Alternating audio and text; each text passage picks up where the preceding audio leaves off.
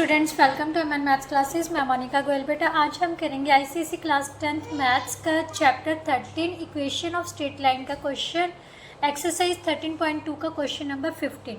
बेटा जो कि एक स्टूडेंट की डिमांड पर दोबारा से करवाया जा रहा है क्योंकि शायद उसको समझ नहीं आई क्वेश्चन। उसी की रिक्वेस्ट पर मैं ये दोबारा क्वेश्चन फिर से समझाने की कोशिश कर रही हूँ और ये क्वेश्चन इम्पॉर्टेंट भी है, राइट।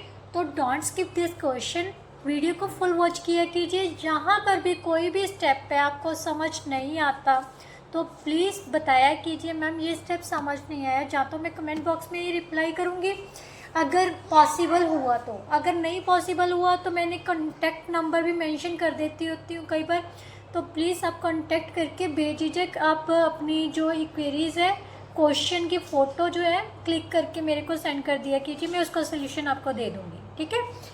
और थर्डली पॉसिबल हुआ तो मैं दोबारा से वीडियो भी बना के अपलोड कर दूँ। तो प्लीज़ कभी भी ऐसा नहीं सोचना भी ये क्वेश्चन समझ नहीं आया स्किप कर दो। स्किप कुछ नहीं करना बेटा, ठीक है। एक नहीं दोबारा से रीप्ले करके देखो। और अगर कंटेंट अच्छा लग रहा है, समझ आ रहा है, तो प्लीज़ वीडियो को लाइक शेयर एंड कमेंट ज़रूर किया कीजिए।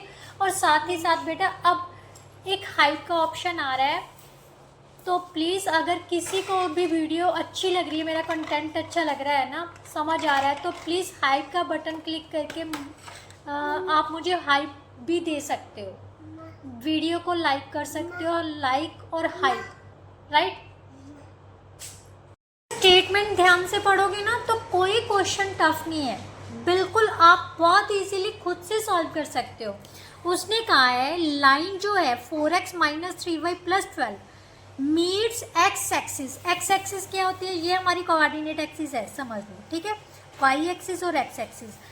अगर कोऑर्डिनेट वाला चैप्टर कोऑर्डिनेट ज्योमेट्री आपने पढ़ी है ना, तो कोऑर्डिनेट ज्योमेट्री में क्या पढ़ा है? एक्स एक्सिस पर वाई की वैल्यू क्या होती है? 0 होती है। और वाई एक्सिस पर एक्स की वैल्यू क्या होती है? 0। एक्स एक्सिस पर वाई की वैल्यू 0 होती है, वाई एक्सिस पर एक्स की वैल्यू 0 होती है, राइट। उसने कहा है कि जो इक्वेशन है लाइन दी हुई है वो एक्स एक्सिस को किस पॉइंट पर कट कर रही है? मान लेते हैं ये पॉइंट पर कट कर रही है, ठीक है। इस पॉइंट को उसके क्या नाम दे दिया?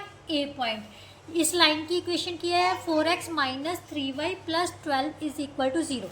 अब ये जो ए पॉइंट है बेटा, ये किस में से पास हो रहा है? एक्स एक्सिस में से। अब हमें ये नहीं पता कि एक्स का कौन सा कोऑर्डिनेट है, बट वाई का कोऑर्डिनेट हमें पता है। वाई का कोऑर्डिनेट क्या है? 0 है। मान लेते हैं कि ये पॉइंट को ये लाइन किस पॉइंट पे मीट कर रही है? ए और 0, क्योंकि यहाँ पर वाई की वैल्यू क्या होगी बेटा? 0 होगी, राइट। अब ये जो पॉइंट है इस लाइन से क्या हो रहा है? पास हो रहा है, right. There now point A passes through the line 4x - 3y + 12 = 0। therefore इसमें से हमने पास करना है। A के कोऑर्डिनेट्स कौन थे? अज्यूम किए हमने A और 0, राइट। सो यहाँ पर हमारे पास क्या आ गया? 4 × A - 3 × 0 + 12 = 0 के। 4a किसके + 12 किसके इक्वल आ गया? 0 के। 4a की वैल्यू कितनी आ गई? -12। a की वैल्यू कितनी आ जाएगी? -12/4, so that's equal to -3। So a के कोऑर्डिनेट हमारे पास बेटा क्या आ गया? -3 और 0, राइट। ये पता चल गया। अब उसने कहा है कि determine the equation of line through a से निकलती हुई कोई लाइन की इक्वेशन पता करनी है। ये मान लेते हैं इसमें से एक लाइन निकल रही है, ठीक है।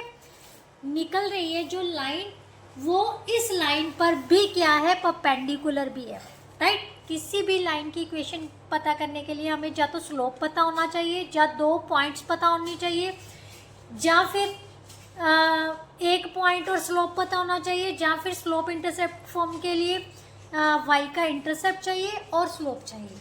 तो ध्यान से देखो, हमारे पास पासिंग पॉइंट आ गया। इस लाइन की इक्वेशन पता करनी है ना हमने, तो हमारे पास पासिंग पॉइंट तो आ गया, बट अब हमने स्लोप पता करना है, क्योंकि ये लाइन हम मान लेते हैं L1 लाइन जो है इस लाइन पर क्या है? परपेंडिकुलर है।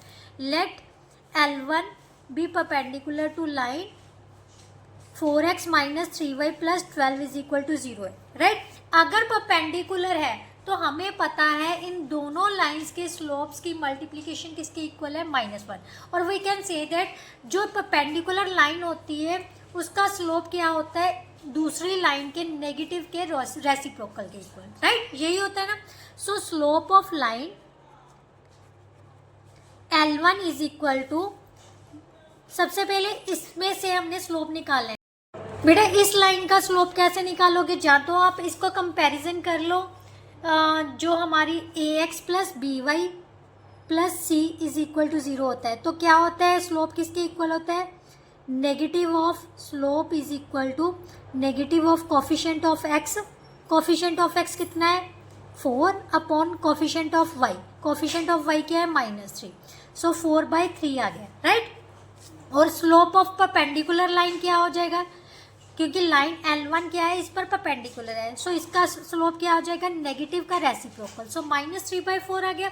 अब हमारे पास -3/4 स्लोप भी है और पासिंग पॉइंट कौन से, ये जो पॉइंट है इस परपेंडिकुलर लाइन से भी तो पास हो रहा है ना, तो पासिंग पॉइंट भी दिया हुआ है। तो हमारे पास 1 पॉइंट फॉर्म किया होती है, y minus y1 is equal to slope into x minus x1, यही होता है ना। तो y1 कितना है हमारे पास, 0, राइट। स्लोप कितना आया, -3/4, x माइनस -3, राइट।